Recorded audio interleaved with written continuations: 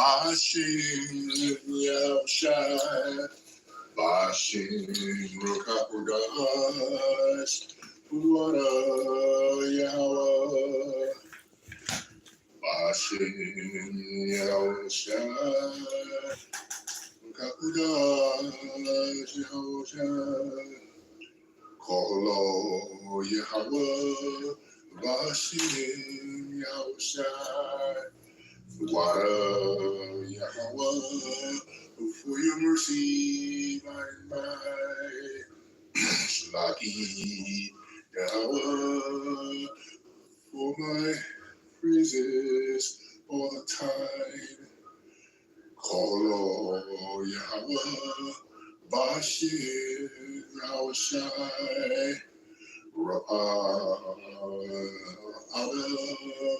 for your healing all the time. Kolo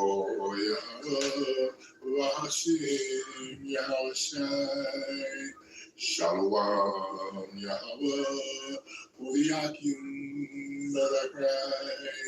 Shalom Yahawah, for the Aqua by Kolo Yahawah, Bahasham Yahawashi.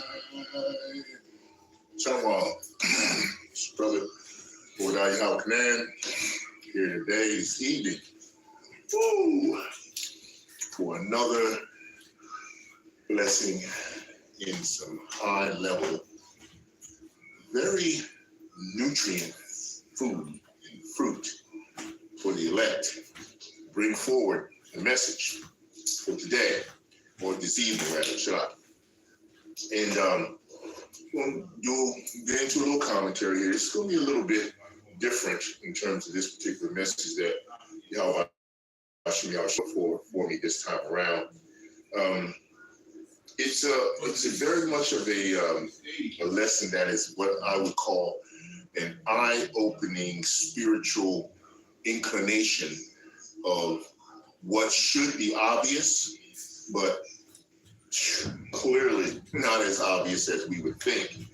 And it's imperative that this information be brought forward and then accentuated throughout the elect of Israel and the Akim pray and praise and worship the Most High, that they jump on it and get into doing this, because this is what's important to Yahawashi Yahawashi.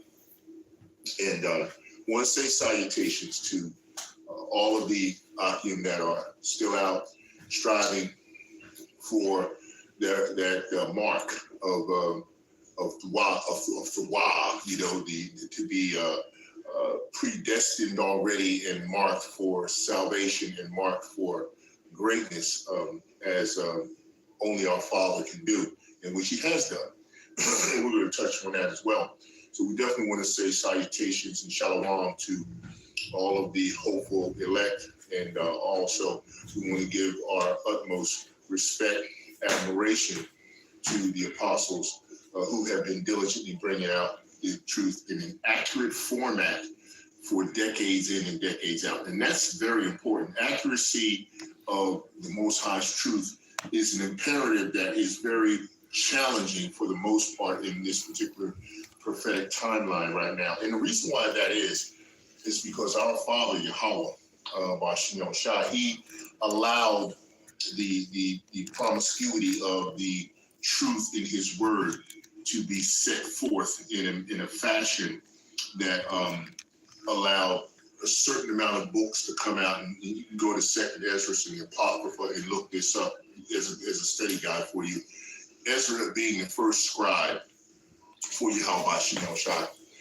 And then, of course, he had 5 other assistant scribes with him. And, of course, they did 204 books. And I've said this in the past when I did lessons that we don't have all those books, okay? And the thing is, the books that we do have, and we'll touch some of that aspect a little bit later on in this lesson.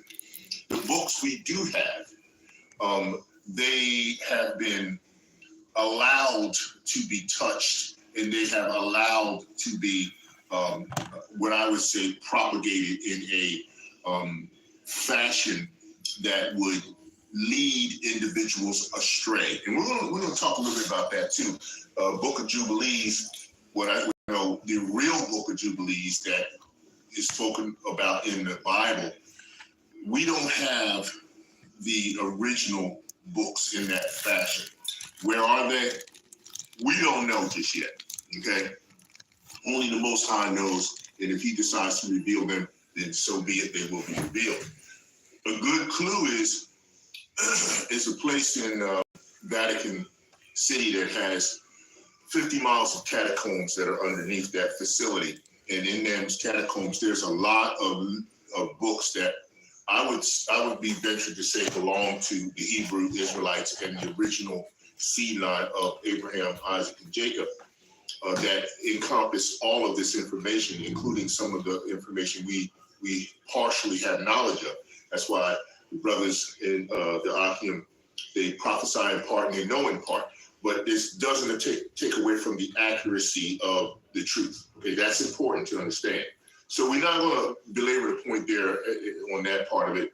We're just going to go with what we have and pray that the Ruach HaKodesh and praise and worship the Most High, that he brings out what's necessary to get to this fulfillment of understanding, because that's where we are.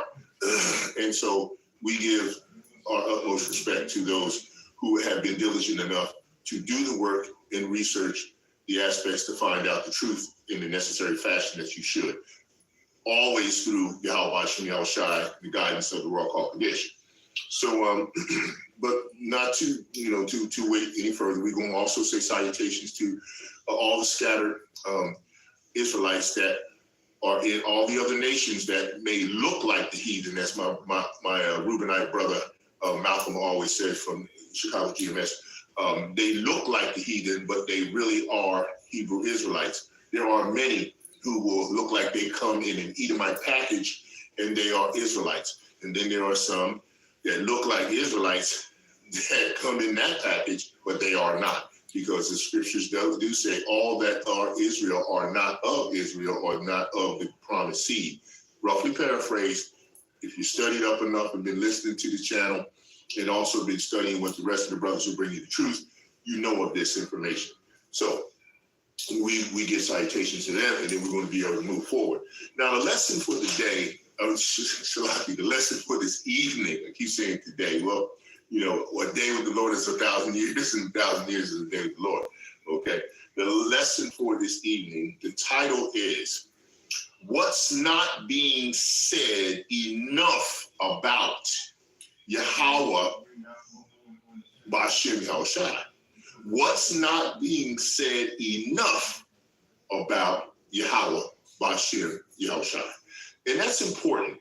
And it resonates off of what we are saying in terms of bringing out Isaiah 58:1, where we cry loud and spare not.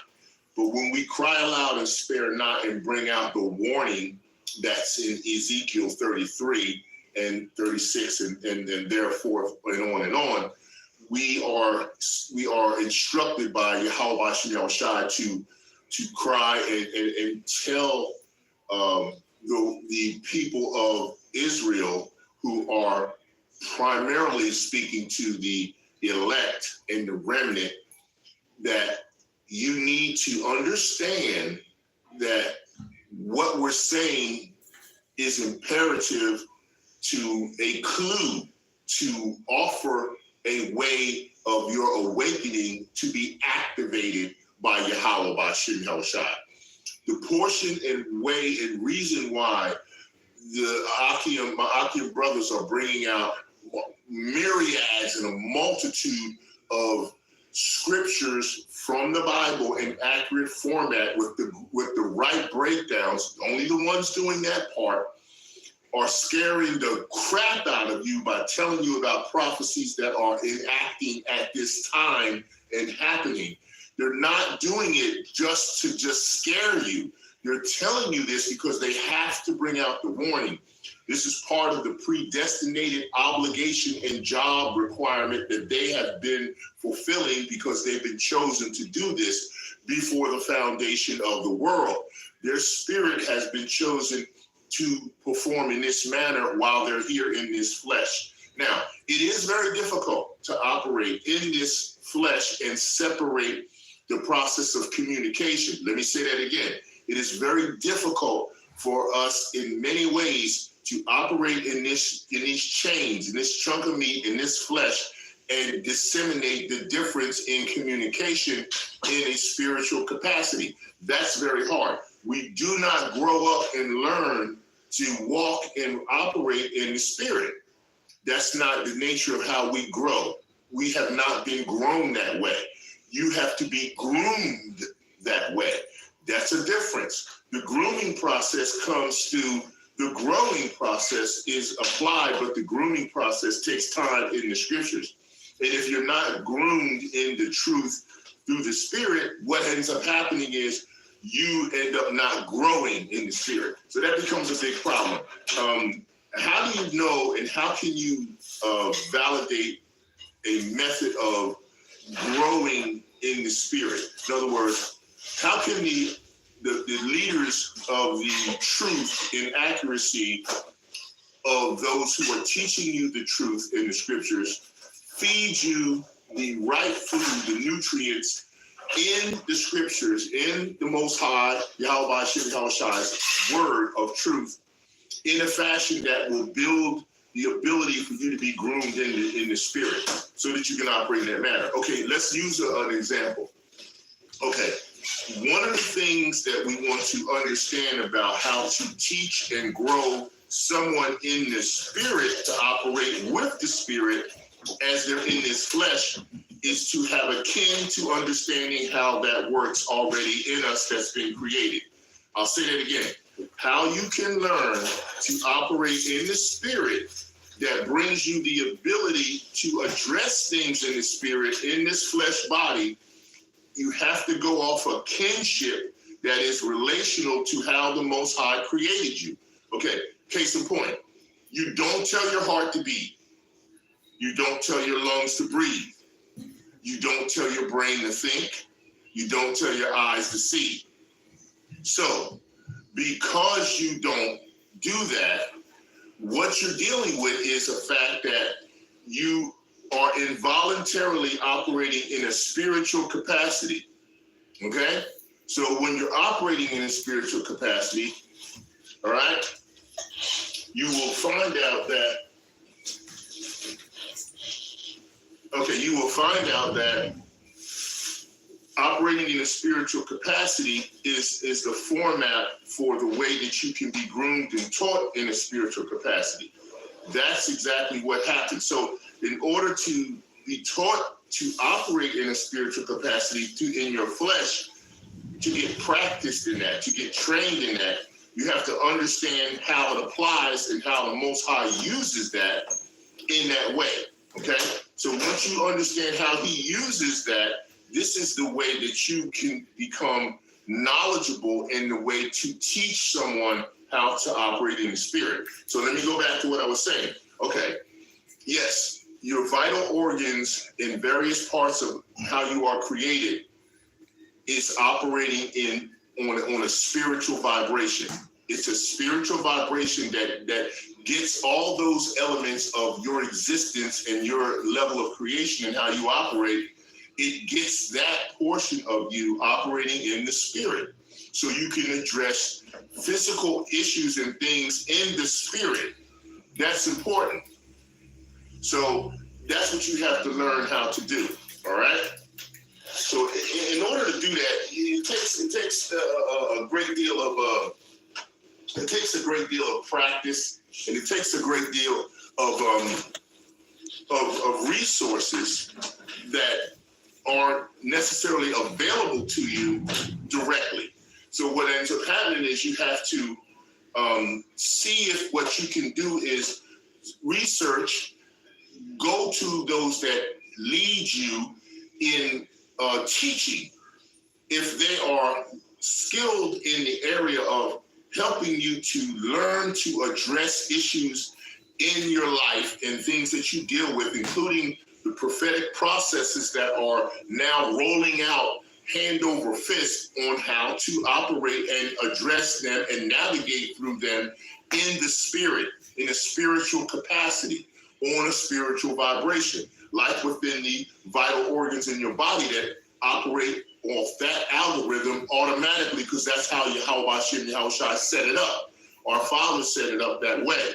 So this is what an example of how you can get familiar with what it feels like to operate on a spiritual vibration of your communication and your dedication to being in this truth and operating in said fashion.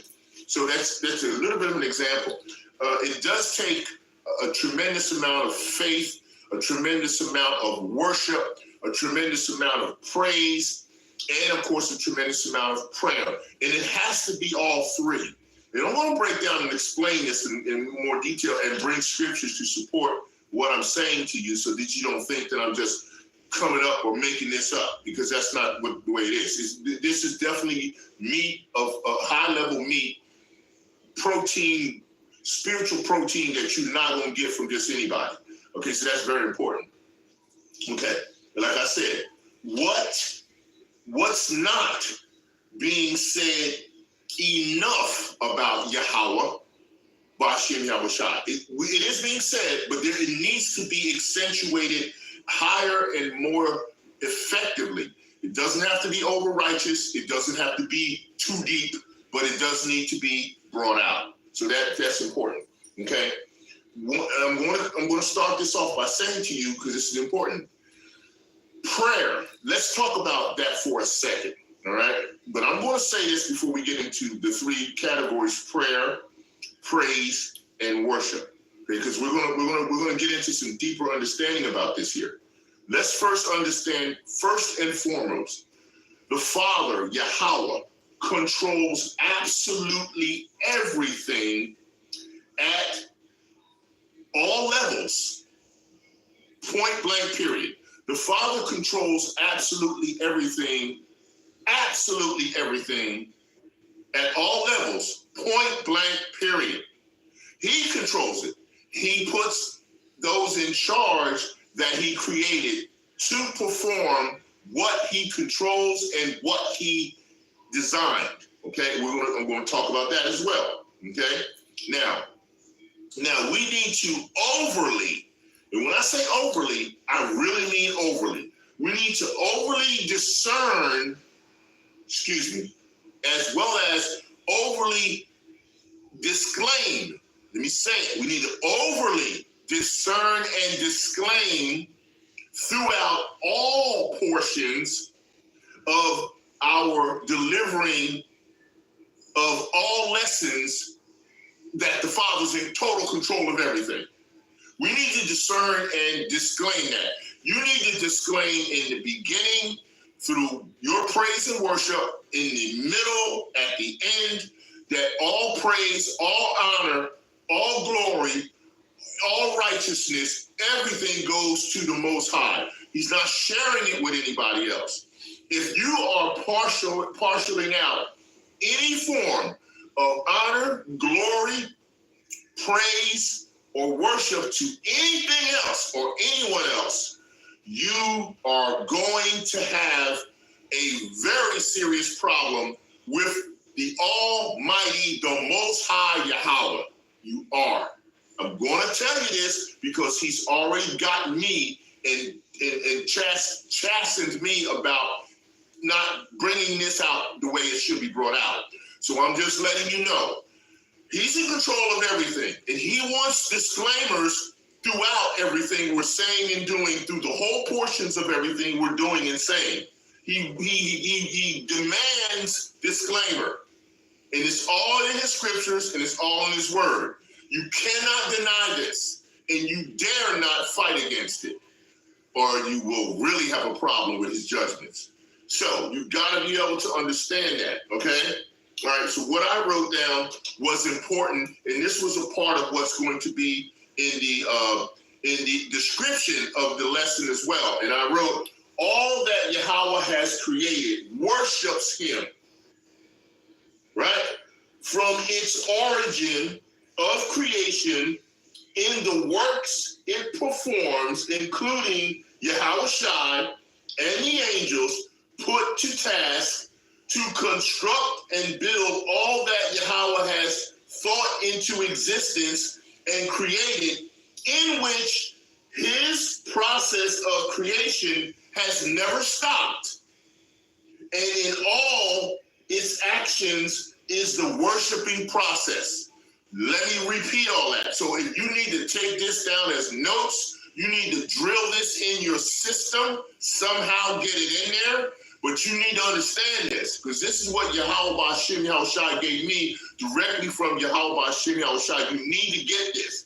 All that Yahweh, the Father, has created, worships him from its origin of creation in the works it performs, including Yahawashi, who Yahweh also thought into existence and created. And the angels put in task to construct and build all that Yahweh has taught, has thought into existence and created, in which his process of creation has never stopped, and in all its action is the worshiping process. That means everything that he has created, the sun, the moon, all the ordinances, everything that's going on, he created them. And in the creation of them, it all worships him by the function that it does. The sun does what it does, and that's a worship process. It's an action that's happening to honor and give praise and worship to Yahweh. The same for all the rest of the ordinances, which also includes us. That's why he said what? In Jeremiah 31, right? 31, that the ordinances, and we're going to read it, we're going to get the scripture and read it, okay? Why not? Let's pull it. We're here. Let's get to it. All right, let's get to Jeremiah 31, 31. All right, hold on a second here. Shall I? All right, we're going to get it. All right, let's see where we are. Okay, Jeremiah 31. And what was it? What we had? 31, 31, and what was it? YAHAWAH. All right, we're going to start it there. All right, Jeremiah chapter 31. Let's start at 35. Okay. Thus saith, let me get my glasses. All right. Thus saith the Lord, Yahweh, which giveth the sun for a light by day, and the ordinances of the moon and of the stars for a light by night, which divideth the sea when the waves thereof roar. The Lord Yahweh of hosts is his name. Okay, we're going to start there. Now down to 36. If those ordinances depart from me, saith Yahweh, saith the Lord, then the seed of Israel also shall cease from being a nation before me forever. Now, just there, I want to stop for a second and say this. What that means is, you can see in the first, he said that the ordinances, he said, thus saith the Lord, which giveth the sun for a light by day, and the ordinance of the moon and the stars for a light by night. The ordinances that he giveth, those functions, those actions that they perform, is worship. Do you understand this? That is worship. What he created is worshiping him through the process of its action, which is what we are attached to. He literally told you you are attached to these ordinances in terms of your action, which you should be performing just like what he has created. I know this is tough for some people to get there, but level up and understand. What I'm telling you is very simple. The sun does a function. The function the sun does is a worship function in terms of what it does for Yahweh and to Yahweh in that way. Because the sun makes things grow. It does everything to keep things alive that he created. That is an action. It is a job that the sun does. It is a form of worship because it is an action. It's a worship and praise action. Okay? Get there. Level up. Understand, Akim. Level up. understand Aquab, understand remnant, understand elect. The others, the practitioners, religious practitioners won't get this. This is not for them. This is not at a level they can understand because the spirit don't dwell in them. I'll read it again. All right, 35. Thus saith Yahawah, thus saith the Lord. That means he's speaking. All right? Which giveth the sun for light by day, and the ordinances of the moon and of the stars for a light by night, which divideth the sea when the waves thereof roar. The Lord Yahawah of hosts is his name. If those ordinances depart from me, saith Yahawah the Lord, then the seed of Israel also shall cease from being a nation before me forever. 37, thus saith the Lord, thus saith Yahawah, if heaven above can be measured, and the foundations of the earth searched out beneath, I will also cast off all seed of Israel for all that they have done, saith Yahawah.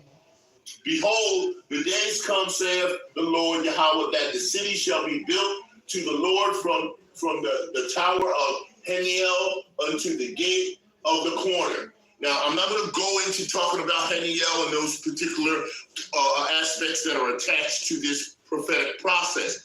What I'm trying to get you to understand is everything that the Most High has created is providing a form of praise and worship back to him. What the hell is our problem? Because we're attached to this, because if these ordinances could be taken away by anything, but it can't, because you can't define what Yahweh has made and built, then we no longer exist as a people, but we're supposed to be also providing and giving back what the creation that he's created is doing as well. And the creation is doing what? It is praising and worshiping him. Okay? It's not praying to him. It's praising and worshiping to him. So as we become greater than some of the things he created, we have to perform all three: praise, worship, and prayer. See, as I said, prayer. Let's talk about it for a second, because that's what you're doing. Talking to the Most High. When you pray, you're performing a vehicle and level of communication. You know, some of these wacky-tackies used to say, the power of prayer is greater than everything. I'm not taking anything away from prayer. Prayer is exactly what it is. But it's a vehicle, it's a form of communication. You're asking Yahawah, you're asking the Father, in the name of Yahawashi, you're asking the Father, you're asking the Godhead, the realm of Yahweh's kingdom, you're asking him something. You're asking him something by praying. That's that talk you're having, okay? Just because you're asking doesn't mean he's going to do it. Because Yahawashi told you in his name, he will do it in his name, but it has to be in the will of the Father for whatever your purpose in life is. So that's your prayer vehicle. You can ask. Doesn't mean he's going to do it the way you asked. He may do it, and he may not. He may do it, but not do it the way you think that you need to have it done. But he'll get it done because he owns it all. So that's prayer. But worship and praise is action. The action part of worship and praise is what manifests through the prayer. You got to understand that part. Okay, this is what we're saying. Okay, you can pray, but a lot of things pray. All kinds of heathens and demons be praying about stuff. But that don't mean that they're praying to Yahawashi and Yahawashi. Okay? Now, worship and praise. Demons and all kinds of weirdos be praising and trying to worship the creation that Yahawah made, which is going off. So the deal is real simple. When you pray, you're asking. But in order for it to be manifested or activated, you have to have the praise and worship. You can't be too proud to think that you just gonna pray. You gotta also praise and worship. It's all in the scriptures. It's all in the Bible. Okay? You cannot refute this. This is part of the process that you have to understand. The Most High is in control of absolutely everything. He's controlling who gets what. MOTB, jump shot, this, that, the third. He's covering it all. He's doing it all. Don't think that he's not, because he is. He's got you doing what you're doing and got you not doing what you're not doing. He's covering every single nook and cranny of everything. He's in control. Predestinated process. He determined the end from the beginning and the beginning from the end. You will not escape anything he's doing. He has already made his determinations. If you're out on the byways, the highways, the byways, and you're doing Isaiah 58:1, and you're calling out and you're inviting those, you're bidding those to the wedding, you've been predetermined to do that. Okay, number one. Number two, all those that will and be accepted and can be accepted, he has the power to send them your way if he wants those individuals and has deemed them to be sealed. They will be sent your way. They will not bug out. They will not buck up, and they will understand your word, and they will understand your preaching, and they will go by what you say, and the Most High will take that seed and he will develop it. You can't develop it. You just do your part, which is you give out the information. You don't have any other power other than that. You translate the information, and then you do your part by continuing to be diligent in doing that, but at the same time, make sure you understand, you don't control whether somebody's going to get salvation or damnation. You don't control that. You, as I said many times, if they're violating the scriptures and law, cite the violation. Cite the scripture that speaks to the judgment for the violation. Cite the fact that Bahasham, Yahawashi will enact and perform the judgment. Then you have done your reprovement. Now you can movement. That's how it works. Until you're given the ability to operate under the direct supervision and order of Bahasham, Yahawashi with spiritual power, you do nothing. You can't do anything. Because unless you get that spiritual power, you will be in order to enact whatever necessary judgment is to be laid out. You're not going to willy-nilly that. You're not going to get spiritual power being arrogant, being obtruse, being rude, belligerent, and being aggravated. You're not getting no spiritual power under that premise. You get it under humility. Obedience and humility. That will delve out spiritual power when he decides to do it, and you will operate decently in order with that to do what he says to whomever he says do it to. Get it straight. Don't be deviating and going into some nonsense, because that's not what it's about. So you got to understand this is what's going on. Everything that Most High created, including us, is supposed to worship him, praise and worship him through his vehicles he offered, through the understanding of the scriptures and your prayer life. You have to have all of it. You cannot have partial of it. It's not going to work like that. Okay? We read Jeremiah 31:36, but now I want to pop over to one of my favorite chapters that tells you how the Most High, the Father, is. Yahawashi did not come to change the Father's law, his will. He came to fulfill the Father's will and his law, and that's the only thing he's going to do. So now we're going to go to Malachi. Go to Malachi chapter 3.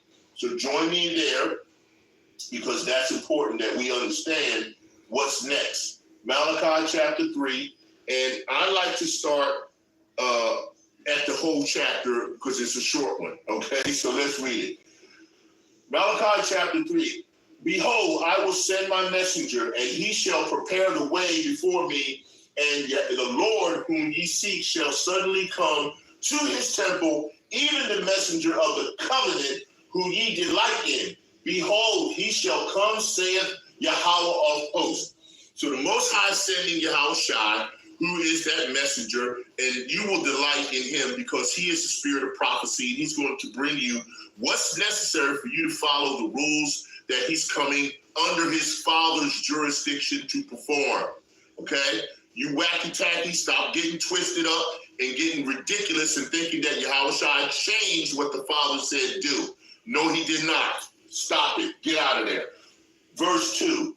But who may abide the day of his coming? See, you don't know. That's why you understand the Most High is in control of everything. He has a form of spiritual blockage on everything. It doesn't make it negative just because he hasn't revealed it to you. He's blocked a lot of stuff. Yahawashi is blocked from knowing exactly when he's coming back.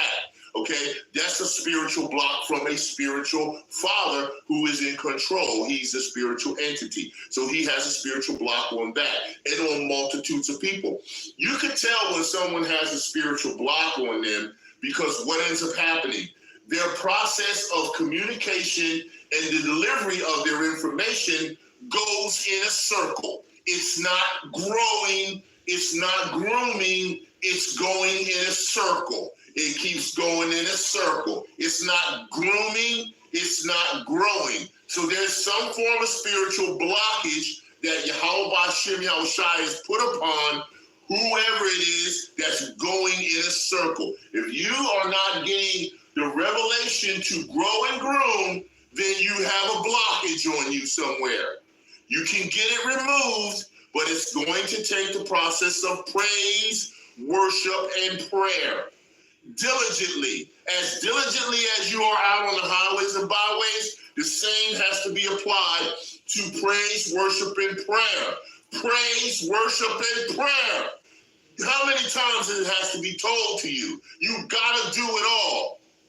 Don't be so damn austere that you can't get to that. That's where the blockage gets removed from what Bahasham Yahawashi is telling me in this way. Okay, all right, I said, but who may abide the day of his coming, and who shall stand when he appeareth? For he is like a refiner's fire and like fuller's soap. So that's what's happening. See, if you're getting refined by fire, you're growing, you're being groomed for the process of understanding the Most High Yahawah controls everything, and he has already made his determinations. You just operate within that. That's why you understand at times when you get deja vu. I explained this before. Deja vu has two sides to this situation. One is, of course, the process where you say, wow, I've been there before. I recognize this situation or that individual or that occurrence. That's the type of deja vu. What does that relate to? It relates to multiple times that you may have probably been regenerated here in your spirit, because you don't know how old the spirit is. And you had performed the mission that you were acquainted with and agreed upon between the presence of the Yahawah and Yahawashi and the angels, and now your spirit sent here to perform that mission. You go through a process, clean and wiped from complete understanding of that portion when you leave in that regeneration. But what ends up happening is you start getting deja vu moments that bring remembrance to you that you got to stay on the path that Yahawah set for you. That's that one side. Now let's go to the other side. The other side of the deja vu process is when you run into a situation where the Most High says unctions come upon you. He sets unctions on you through the World Caucus to say, don't go down that street. Not now. Wait 20 minutes before you leave the house and then do this task.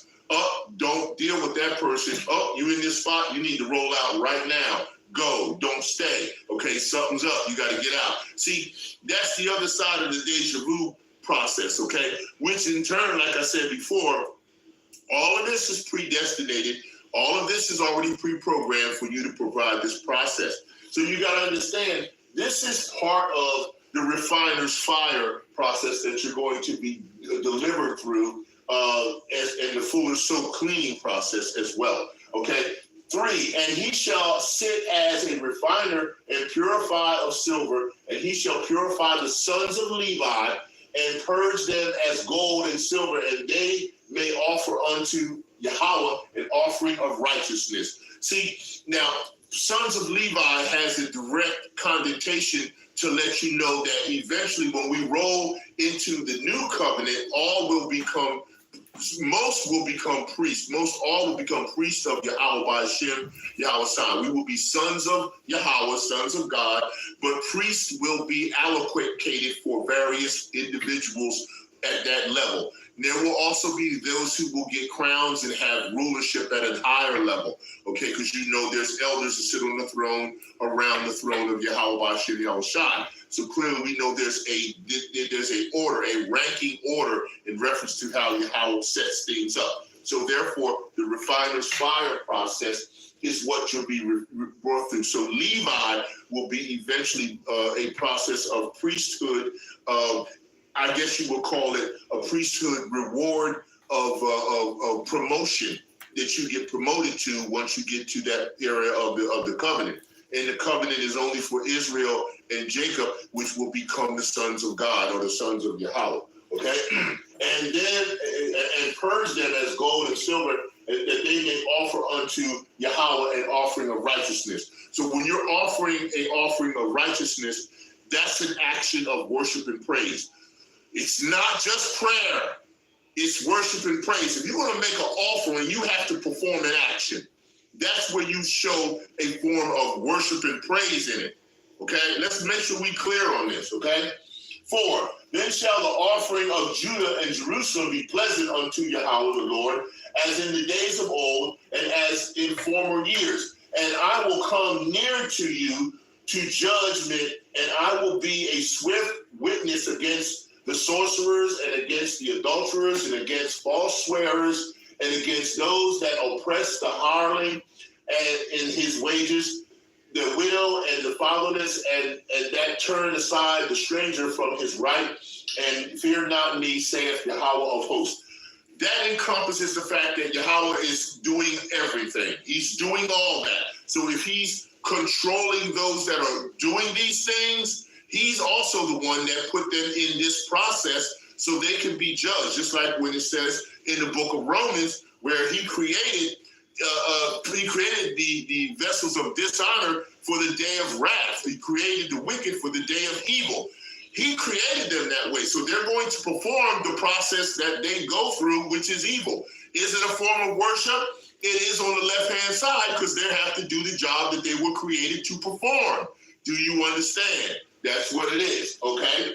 All right, here we go. 6, for I am Yahweh, I change not. Okay? Therefore, ye sons of Jacob are not consumed.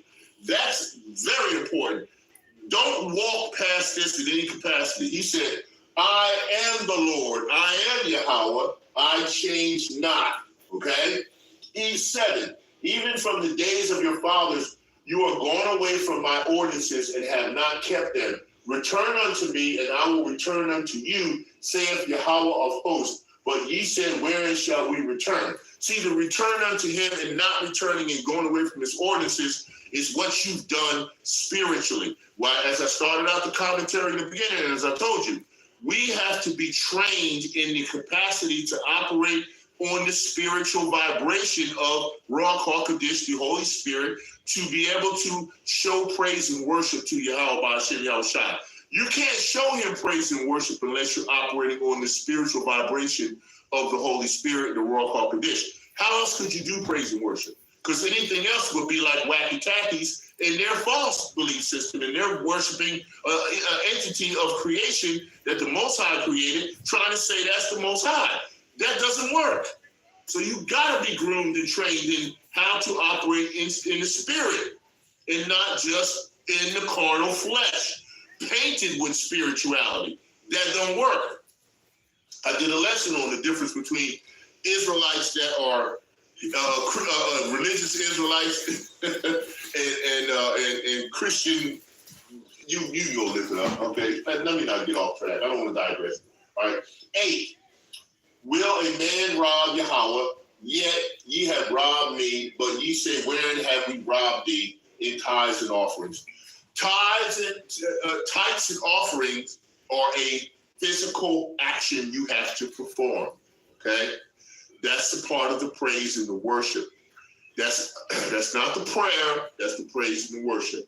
You can't just tell people to pray. Pray, brothers, pray. Yeah, you better pray, but you better praise and worship along with that prayer. All right?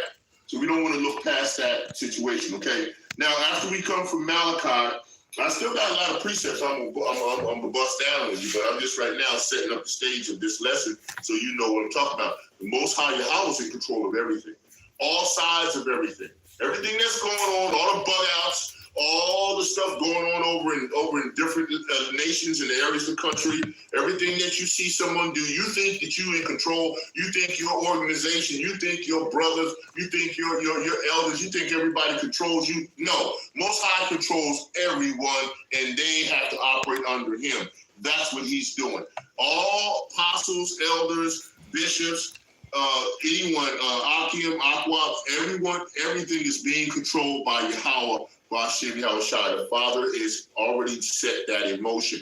Nobody's doing anything on their own. That's why the scripture, he says in the scripture, who can resist my will? You can't resist his will. You don't have free will. He's already made the determination of this. So stop tripping and getting into stuff that religious practitioners talk about, because you're starting to blend, and you're blending something that's becoming an abomination and rebellion. Stop doing that.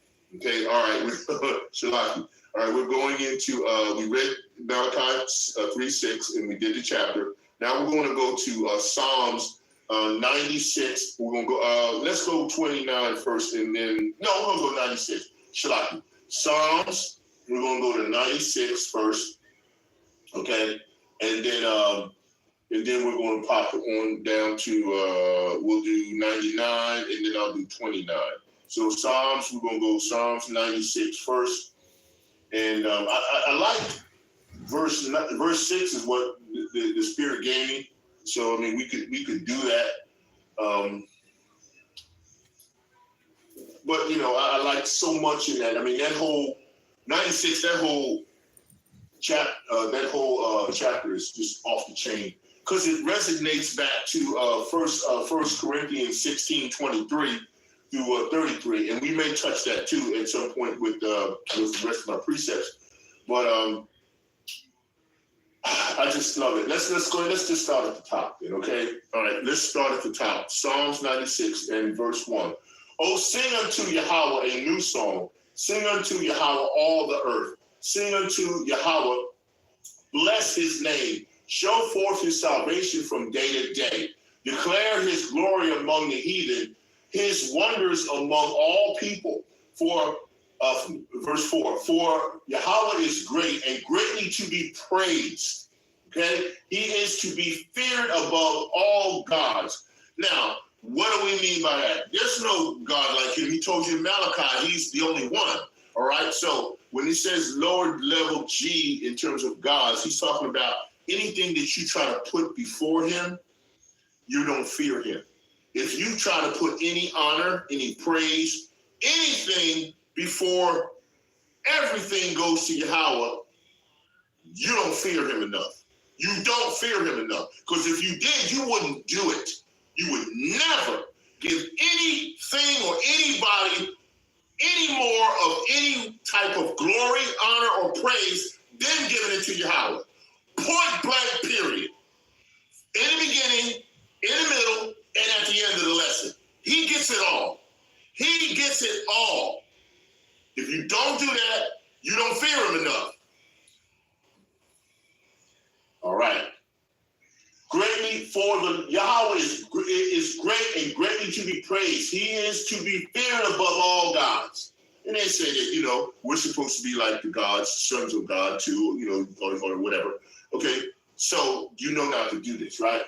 5, for all the gods of the nations are idols, but Yahawah made the heavens. Honor and majesty are before him. Do I have to say it again? Honor and majesty are before him. Strength and beauty are in his sanctuary. Give unto Yahawah, O ye kindreds of the people, give unto Yahawah glory and strength. Give unto Yahawah the glory due unto his name. Bring an offering and come into his courts. Praise and worship is your offering that you're bringing to his courts. Do you understand? Okay? Oh, worship Yahawah in the beauty of holiness. Fear before him all the earth. You get it? You see what I'm saying? Say among the heathen that Yahweh reigneth, the world also shall be established, it shall not be moved. He shall judge the people righteously. 11. Let the heavens rejoice, and let the earth be glad. Let the sea roar, and the fullness thereof. That's all worship processes there. That's why I said, let the heavens worship. Let the earth worship.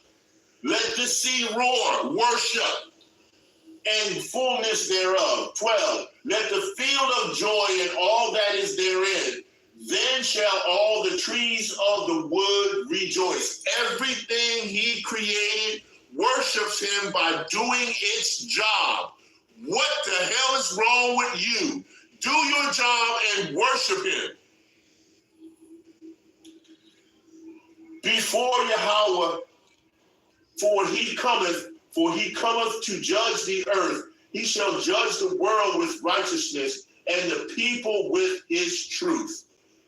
I'm telling you, you're not going to escape this. If you're not praising, worshiping, praying to him in that order that he said, he's going to touch you with his cup of wrath.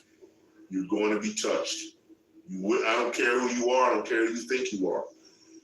If you're not praising and worshiping, praying, you're going to be touched in some way by this cup.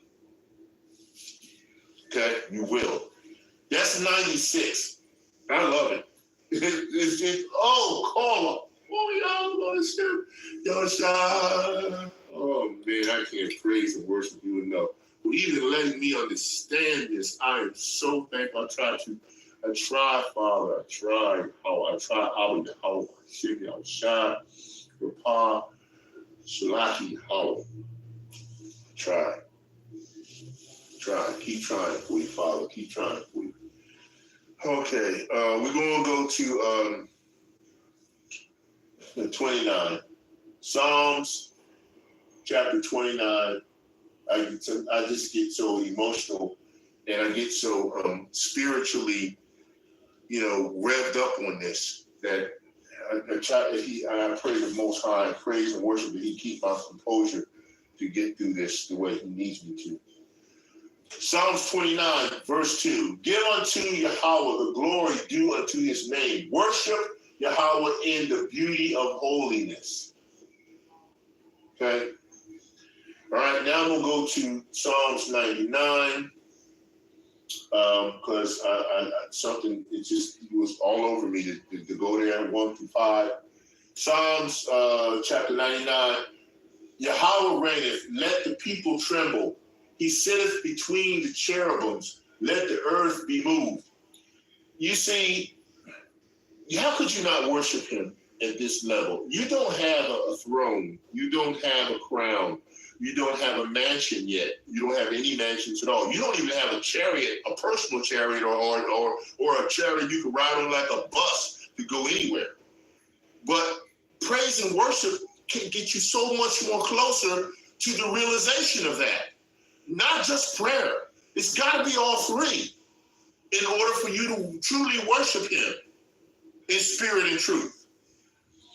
2, Yahweh is great in Zion. He is high above all the people. Let them praise thy great and terrible name, for it is holy. El Shaddai. These terrible demon power he will do to you. You don't understand. 4, the king's strength also loveth judgment. Thou doest establish equity. Thou executest judgment and righteousness in Jacob. See, no other nations, no one else. Right? 5, exalt ye Yahweh our power and worship at his footstool, for he is holy. See, it's just over 460 something times that it's telling you or more that you're supposed to praise and worship him. Why are you missing that part of this? Everyone who's awake to this should know that. Okay? All right, we're gonna break down some more precepts I got. But before I do that, before I get into the breakdown of my precepts here, because I got my notes and everything I'm doing. I want to just share something with you that I pulled up because I was going through the Apocrypha, and I saw some things that I felt were very important to know, because Yahweh he's not dealing with these other nations the way, and these other creations that he's made, these other nations, the way he's dealing with Israel in total. He's not, okay? And he says it in the Apocrypha. And I was looking in where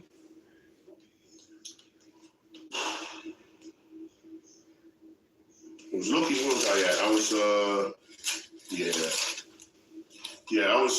was looking through.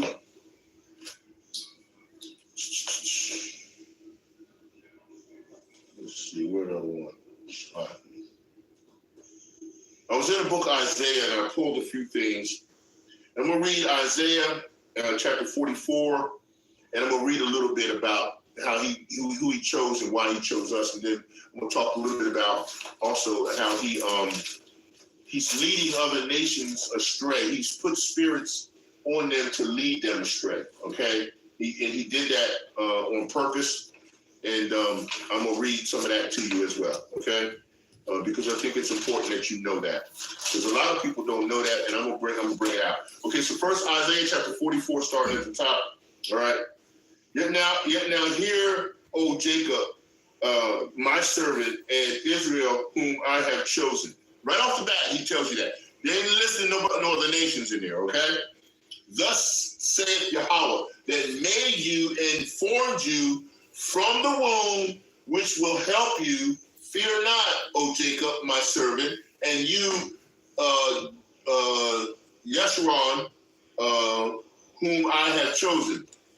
For I will pour water upon him that is thirsty, and floods upon the dry grounds. I will pour my spirit upon your seed, and my blessings upon your offspring. And they shall spring up as among the grass, as willows by the water courses. 5. One shall say, I am Yahweh's, and another shall call himself by the name of Jacob, and another shall subscribe with his hand unto Yahweh, and surname himself by the name of Israel. Thus saith Yahweh, the King of Israel, and his Redeemer, Yahweh of hosts. I am the first, and I am the last. Beside me there is no other power, and who as I shall call and shall declare it, set it in order for me, since I appointed the ancient people and the things that are coming and shall come. Let them show unto them. Fear ye not, neither be afraid. Have not I told you from that time and have declared it? O ye, even my witnesses, is there a power beside me? Yea, there is no rock. I know not any. Okay, and I could go into the point that they make graven images and all that, but we don't need that part of it at the moment. Shalaki, forgive me, not taking anything away from Yahweh's word or adding anything to it. I'm just making my point is where he gave me to go. Now I want to go to a portion of the Apocrypha where this is a book of Jubilees. Now remember, we got to understand that a lot of the books that are put out that are called Jubilees and Jasher and stuff like that, Most High allowed the vessels of dishonor to get a hold of these books. Because remember, I told you early on, Ezra wrote 204 books. But then when the vessels of dishonor were allowed to get it, things were released, and then that got in the hands of both the people who should have them and the people who shouldn't, and then the twistology started. So this book of Jubilees is not the book of the original, but there's a portion that I was able to acquire from the understanding from Jubilees that's valid. And in this, you can see where the Most High put spirits on other nations, but on Israel, he's dealing. Let me read, all right? This is on the book of Jubilees, chapter 15, okay? And I'm going to start at verse...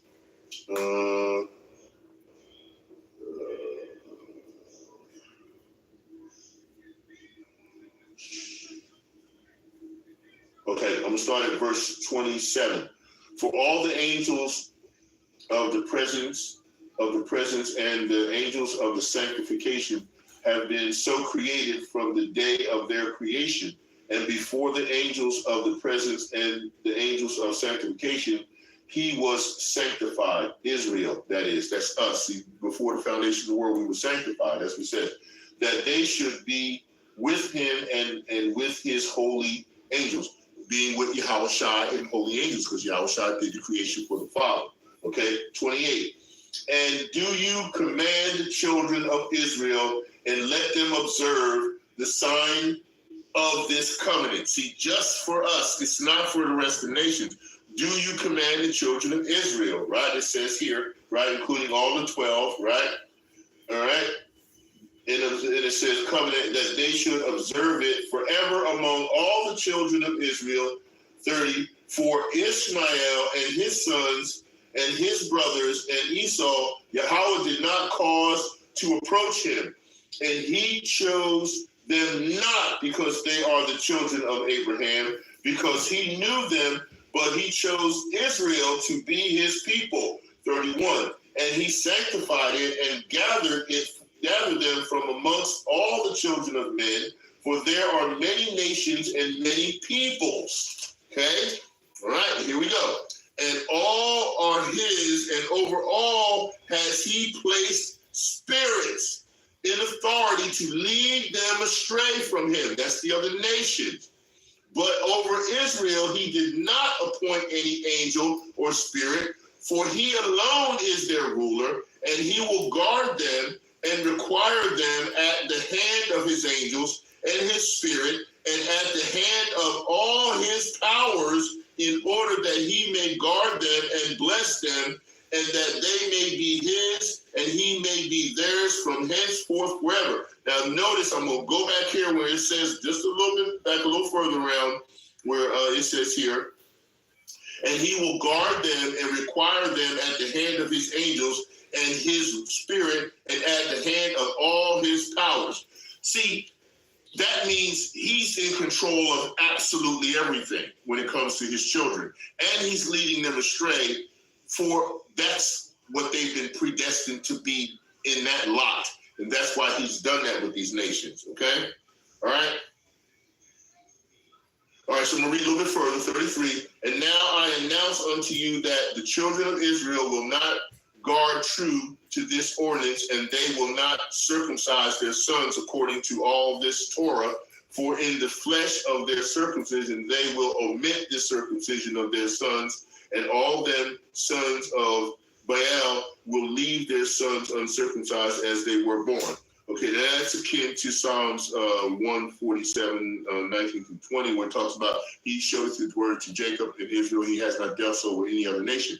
Roughly paraphrased, but I'm just trying to tell you, the uncircumcision process, Elder Yahawah did a very good lesson in terms of talking about what that means, because it's a deeper version of just fleshly driven ordinances. It also deals with rebellion in reference to the circumcision of the mind, the spirit, and what you're supposed to be doing in order to follow the predestinated process that the Most High brought us into.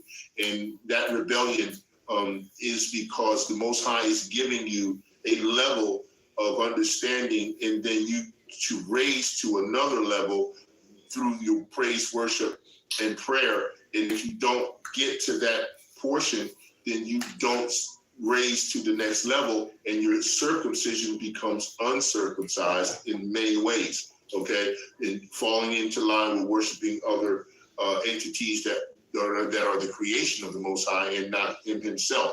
So that twists you up and messes you up really bad. Okay, let's get into my precepts, because I know I'm running pretty heavy on my time here. But you know, like I said, hey, this ain't a channel, and these are not lessons for the faint of heart. If you can't hang, goodbye. See you. Wouldn't want to be you. But I'm saying this is for people who want a very healthy, nutrient-based spiritual meal that's going to get you to the understanding that the Most High can groom you and continue to grow you. If you can't get with this and you just want to hear the same old circles of the same old things talking to you. Now, I know Most High does repetitive teaching, because he always going to have new people that are awakened when he puts a path, puts them on path, puts them on puts them path on the path near you, or as they come by you or around you. So as they come around you, that path, he puts them on the path, and then as they come around, you do your Isaiah 58:1. You cry loud and you spare not. But he's only going to put those that are going to be awakened, that are necessary to be awakened. You will, all the rest of the nations that hear what you're saying, just say what you got to say to them, but just pass the judgment. Don't debate. You can't debate Yahawashi or Yahawah or Yahawashi. You can't. There's no possible way. If you're trying to do that, you're bugging yourself out. Don't do that. Okay. All right. My first verse that I want, my first precept that I want to go to. All right. I'm going to go with me to 1 Corinthians chapter 8, verse 6. Okay. All right. 1 Corinthians chapter 8, verse 6. And it reads, "But to us there is but one power, the Father, of whom are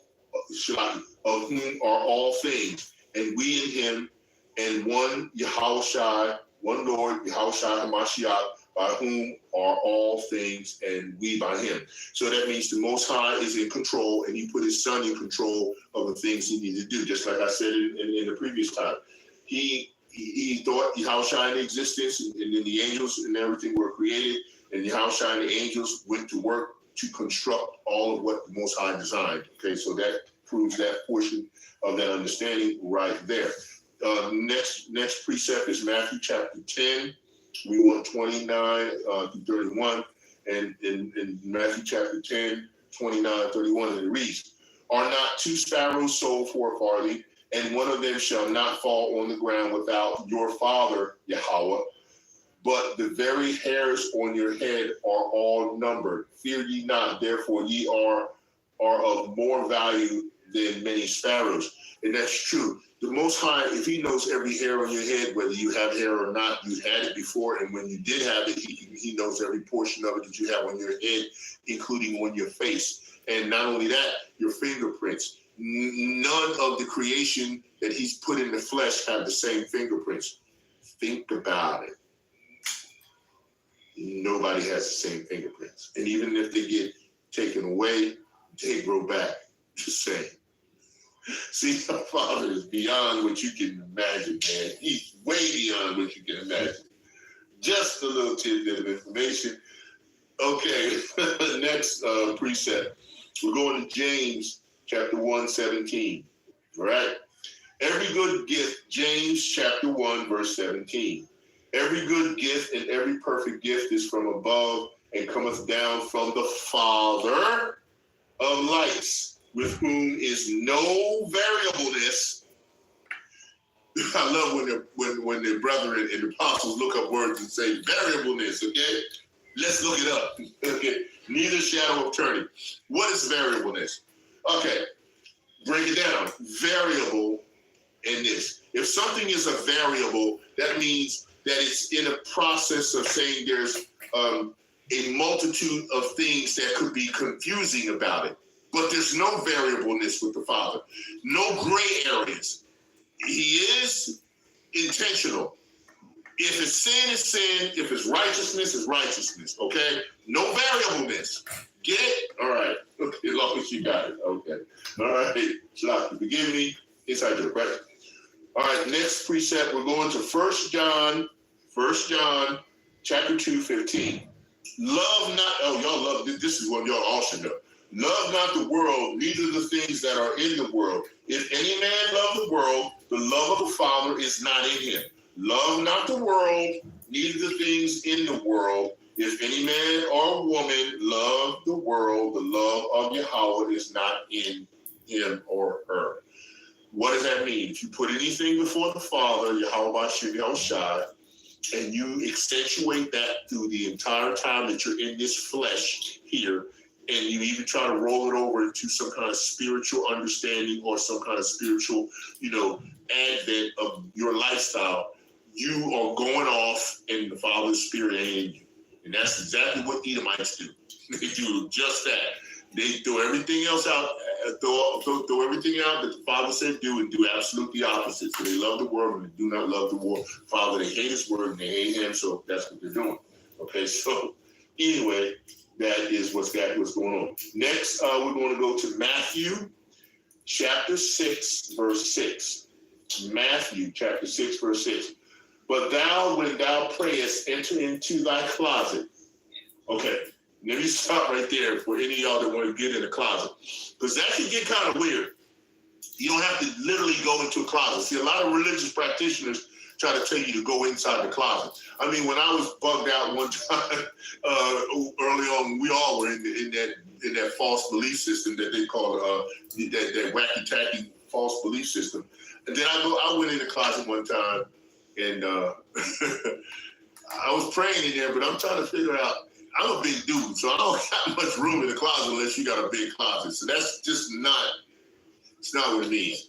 Okay, going into the closet has a couple deeper connotations, okay? Meaning that you're going into a space in your mind or in yourself where the Most High can just communicate with you and no one else. Okay, that's almost like praying in silence, right? When you're praying and worshiping in silence. But thou, when thou prayest, enter into thy closet, and when thou hast shut the door. Okay, when you become in a position where you're meditating on the Father, that's the door shutting. Pray to the Father which is in secret. Talk to him in secret, and the Father which seeth in secret shall reward thee openly. So in order to get a reward openly, you have to go into that format in order to do that. So it's still performing an action. To perform the action in order to get into the process of the prayer is the word prayer, praise, worship, and prayer, right? See what I'm saying? Because you're performing an action when you do that.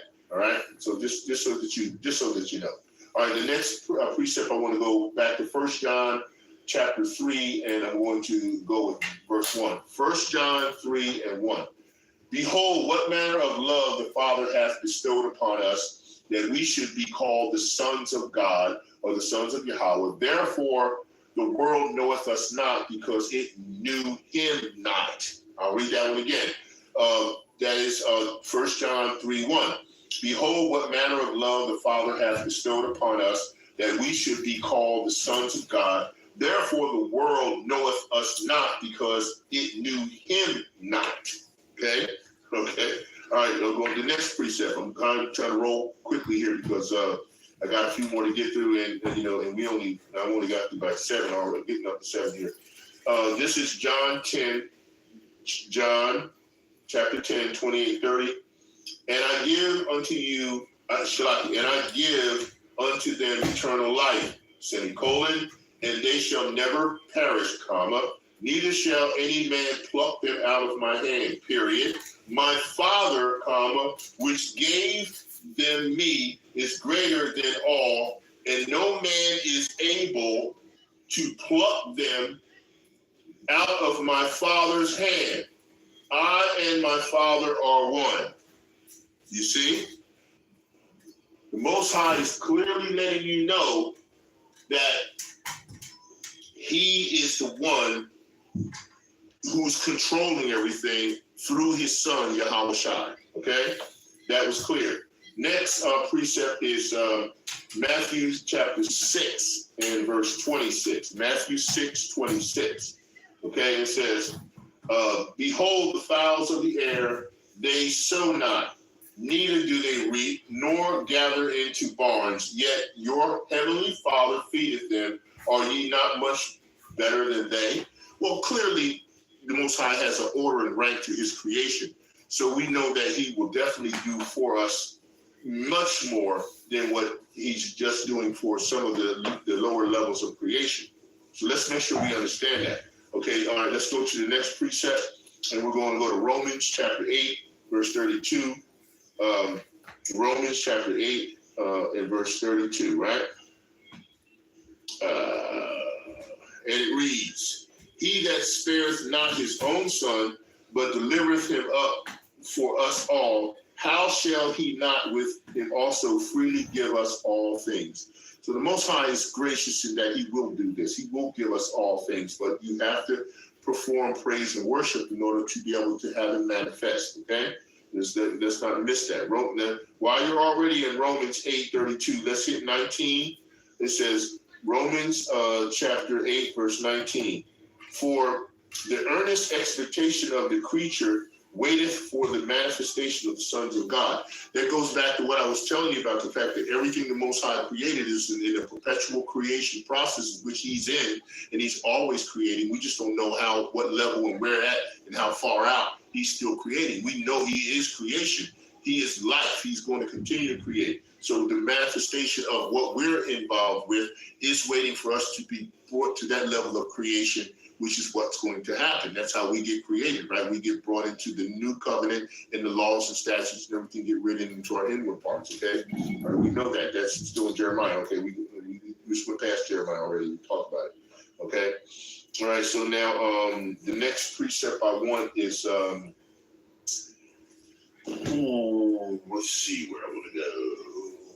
Where I want to go. Okay.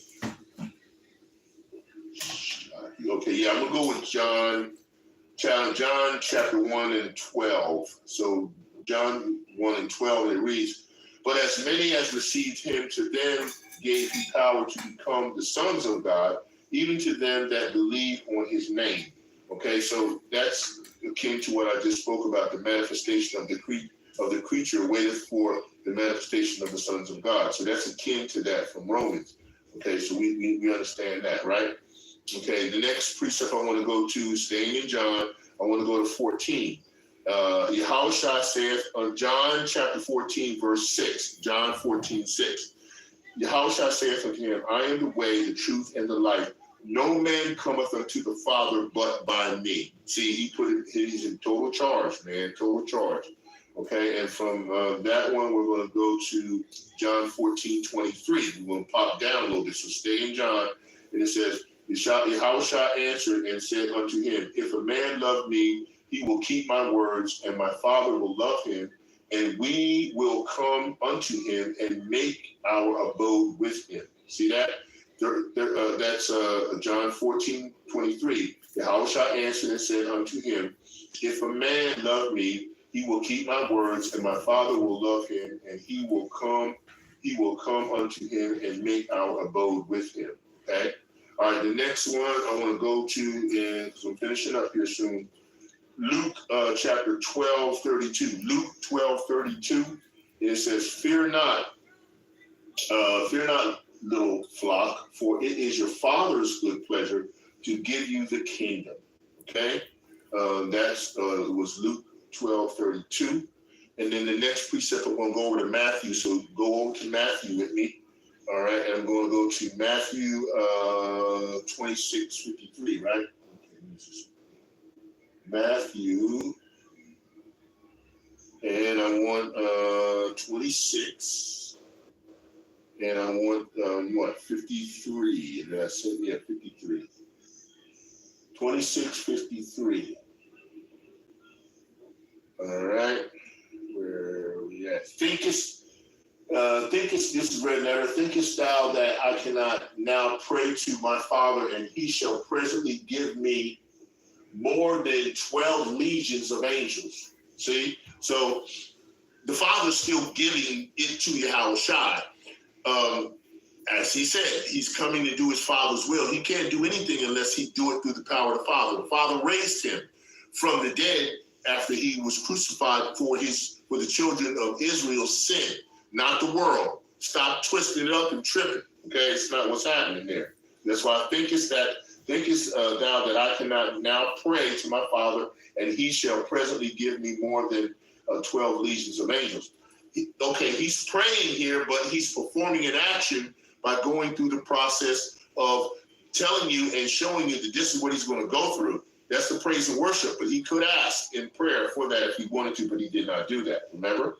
Okay, so let's just make sure we don't mess that up. We don't want to twist that up and make that seem like it's something that it's not. Okay, because you know how people get, man. Especially these wacky tactics, man. They'll get you all jacked up in this situation, right?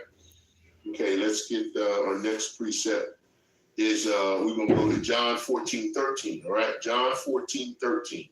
And it reads, and whatsoever ye shall ask in my name, that I will do, that the Father may be glorified in the Son. And that's also akin to John 16:23. Let's get that too. John 16:23. All right, let's get to it. That's red letter, right? Right. All right.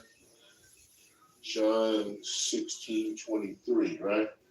And in that day ye shall ask me nothing. Verily, verily, I say unto you, whosoever ye shall ask the Father in my name, he will give it to you. So, but you got to remember, if it's in the will of the Father for your path in life that you're performing, yes, you can ask, but that's your prayer. But the Father will determine whether or not you should get that. Because if you pray for something that could hurt you or hurt someone, chances are you're not going to get that. You're not going to get it. Okay, so that's what, you can ask in the name of Yahawashi, but you got to remember, it still has to fall within the confines of the will of the Father. Okay, so you should understand that. Okay, the next one we're going to is John 14. John 14, verse 2. In my Father's house are many mansions. If it were not so, I would have told you, I go to prepare a place for you. So the mansions are very important because, like I said, in order to praise and worship to get close to the manifestation of being able to get those rewards, you have to praise, worship, and pray and follow the commandments and the righteous acts to the best of your ability here. And know that the Father is in control of absolutely everything. And don't go to the point of bidding up the puppetized Esau, Edom, to the degree that he's doing stuff like bringing the MOTB and this and that and the third. The Most High is doing all that. He's just doing it through Esau. And he's doing it because he's purposed to do this through prophecy. And this has to get so freaking crazy bad, beyond, in order for the Messiah, Yahawashi HaMashiach, to come back. Make sure you get that point, because that's very important, okay? All right, the next precept is John 1:18. And it reads, no man has seen Yahawah at any time. Okay, you might have been in his presence, but not seen him. The only begotten Son, which is in the bosom of the Father, he hath declared him. So if he can declare him, he's had to have seen him. You see what I'm saying? So he has, Yahawashi has, but no entity that we are has done that. Now, during the time that you were put into this vessel, and however many times you were regenerated, you didn't see the Father. His essence, his presence was there. Yahawashi was there. But if you've seen the Son, you've seen the Father, right? But at the same time, descriptions have been given.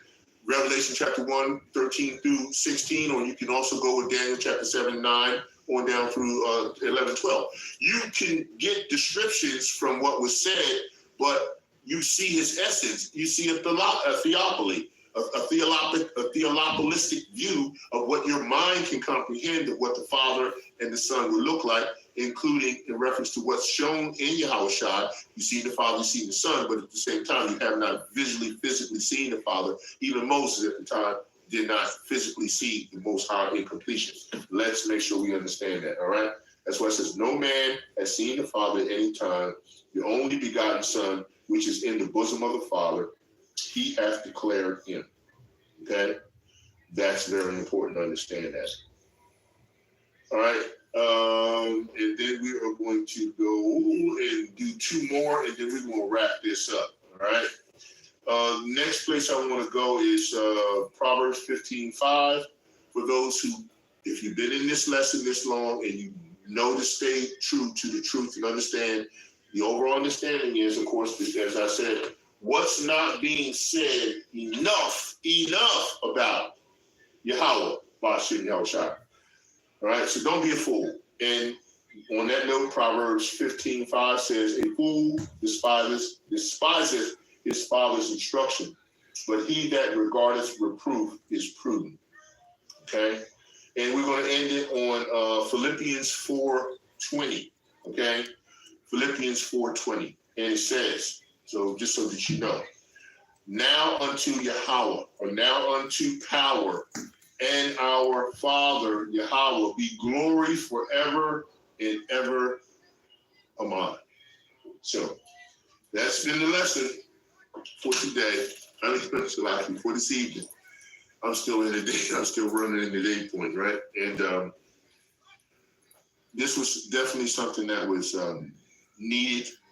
The Most High put it on me fast. Sometimes he doesn't do it that fast, but he pushed this one on me really quick and fast because he's really had enough of people taking his glory in any capacity. And I'm saying any capacity. He does not like that. He's going to start showing you, even those of us in the truth, that he doesn't want anyone to get his honor and his glory. You better start reversing. You better reverse speed on this and go back and fix whereas you're doing this. And that's everyone who's in this truth, especially those that are involved in delivering accuracy of the truth. You better correct this, because he's not going to be very much more tolerant as prophecies start to roll faster and harder. Don't be bigging up Esau to the degree where you scaring up the sheep to the degree where they don't know that the Most High is the one that's controlling absolutely everything. You better start declaring it all through the lesson. Don't leave a spot where you let it believe that the wicked that he created is doing something that can't be controlled by Yahawah, Bahasham, Yahawashi. Don't do that. You're making a grave mistake when you do that. You gotta let them know he's controlling everything through the portion and process of all you're saying. Do not miss this. Okay? Do not miss this. Grave judgments and results come from missing this in terms of not giving the Most High full honor for all that he is doing with everything already predetermined. Just want to really make you understand this. If he brings me more on this, I'll bring it, because it's all up to him if he decides to do this. Start looking at everything that you see happening throughout everything that's happening as, hey, look what Most High is doing now. Look what the Father's doing now. Whoa, wow, he's doing this. He's doing this now. Okay? You need to start getting into that mode, that mind frame, because he controls it all. And disclaim it and give him his credit for it.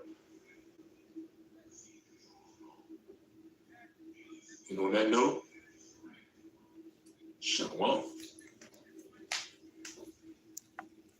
That's all I can say. End the lesson.